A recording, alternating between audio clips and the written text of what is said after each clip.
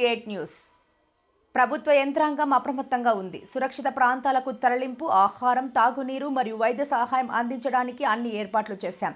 మీరు ప్రభుత్వ సూచనలను తప్పకుండా పాటించాలి. నష్టపరిహారం: తుఫాను వల్ల పంట నష్టపోయినా, ఇల్లు కూలిపోయినా, పశువులు చనిపోయినా వారికి నిబంధనల ప్రకారం పూర్తి నష్టపరిహారం అందిస్తాం.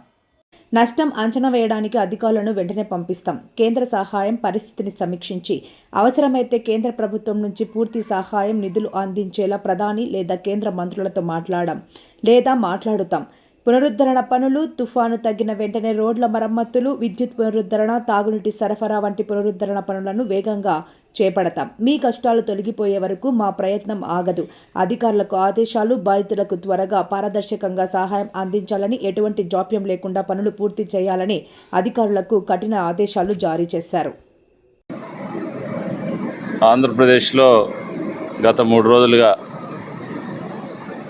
మొందా తుఫాన్ ప్రభావం వల్ల ఎర్రగొండపాలెం నియోజకవర్గంలో కూడా అతి భారీ వర్షాలు కురవడం జరిగింది. ఈ వర్షాల వల్ల గత 40 సంవత్సరాల నుంచి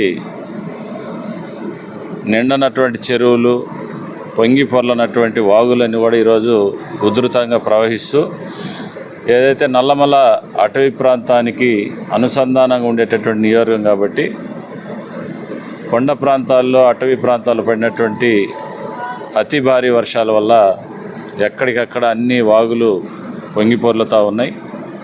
కొన్ని గ్రామాలకైతే, ఉదాహరణకి ఇక్కడ మనం దోర్నాలో ఉన్నాం, గంటవనిపల్లి గ్రామానికి రాకపోకలు లేవు. అదేవిధంగా ఇక్కడ దొంగలవాగు ప్రవహిస్తుంది. ఇటు ఆత్మకూరు నుంచి దోర్నాలకు కానీ రాకపోకలు నిలిచిపోయినటువంటి పరిస్థితి.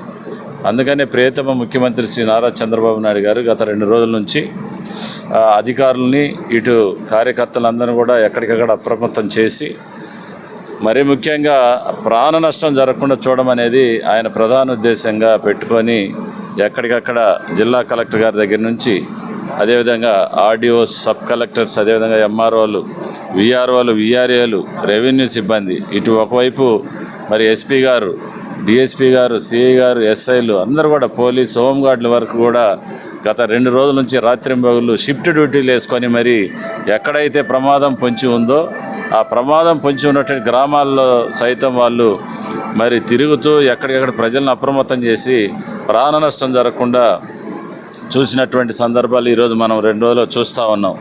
మరి అయితే రైతాంగం మాత్రం పూర్తిగా పంట నష్టాలు కోల్పోయినటువంటి పరిస్థితి. ఎందుకంటే పంట పూర్తిగా ఈ నియోజకవర్గంలో దెబ్బతిన్నాయి. ఒకటి పత్తి ఒకటి పోయింది, మొక్కజొన్న, అదేవిధంగా బొప్పాయి, మిర్చి, ఇవన్నీ కూడా పూర్తిగా పొలాలన్నీ కూడా నీటితో నిండి పూర్తిగా ధ్వంసమైనటువంటి పరిస్థితి.